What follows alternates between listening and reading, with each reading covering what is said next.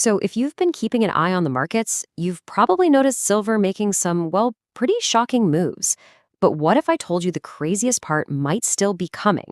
That's what we're digging into today. We're going to look past all the day-to-day chatter and see what the data is actually telling us about silver's future all the way out to 2030. Okay, let's just jump right in with the number that kicked this whole thing off, $75.14 an ounce. Now, this isn't just another record for silver. No, this is the first time in history it's ever crossed that $75 mark. And a move like that, it's basically the market screaming that something big is going on. Which, of course, brings us to the big questions, right? Why is this happening? I mean, what's really driving this incredible surge? Is this just some flash in the pan, a temporary spike, or is there something more fundamental at play? And, the million-dollar question, where do the predictive models see the price going from here? All right, first things first, let's be crystal clear about just how big a deal this is. When silver smashed through that $75 barrier, it wasn't just setting a personal best. It acted like a spark, triggering a much wider rally. It actually started pulling other precious metals, think gold, platinum, right up with it. That's a huge signal of a major shift across the whole market.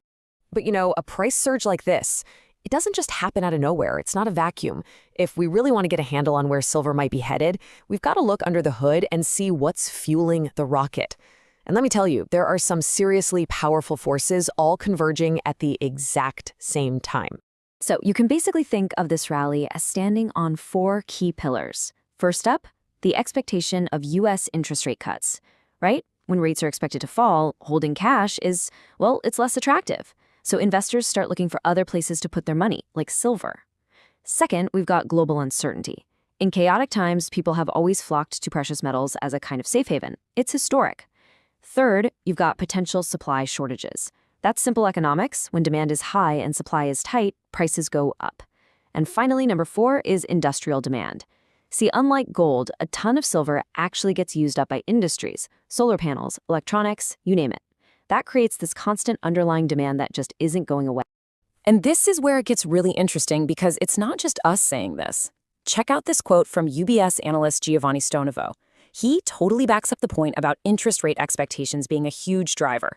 But then he adds another really critical piece to the puzzle: low liquidity. What does that mean? Well, it means the market is a bit thin.